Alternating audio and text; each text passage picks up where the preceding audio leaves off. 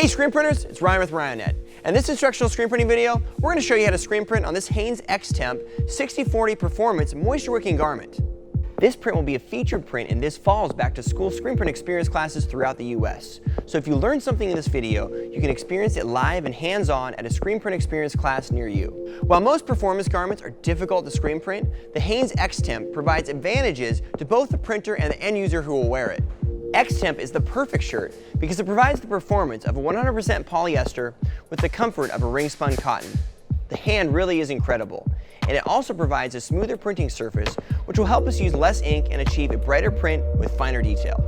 Today we're going to challenge ourselves even more by printing this design with water-based ink. We will be using the Green Galaxy Comet White for our underbase and a custom Pantone Gold we mixed earlier using the Green Galaxy Opaque Core and Fusion Gold pigment to give the overprint the opacity it needs. Because of the polyester and the finer weave of the performance fabric, we're going to use a generous amount of Ryonet in order to ensure the shirt doesn't move around during printing. Because we're printing on moisture wicking fabric, which absorbs a lot of ink, we're going to be using a 110 mesh screen print flash print in order to build up a nice bright underbase.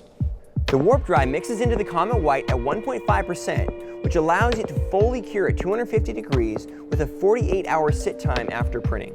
As you can see, we have good off contact, about 1/8 inch, with a tight screen right around 20 newtons. Most water-based inks require 2 passes, but the key here is really ensuring that all our ink is transferred from the mesh onto the garment.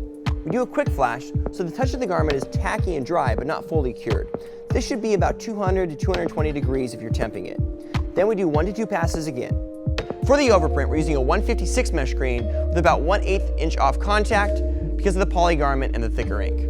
We should be able to accomplish the overprint with 2 passes and no flash. If you have issues getting opacity, you can always add a flash to build up the ink deposit. Now we cure the ink. We want a good dwell time to dry the ink, but we do not want the garment to reach over 250 degrees. Once dry, we do a test for tackiness. If it feels good, not too tacky, we let it sit for 48 hours to test for bleeding before we do a stretch test. After 48 hours, the print looks great.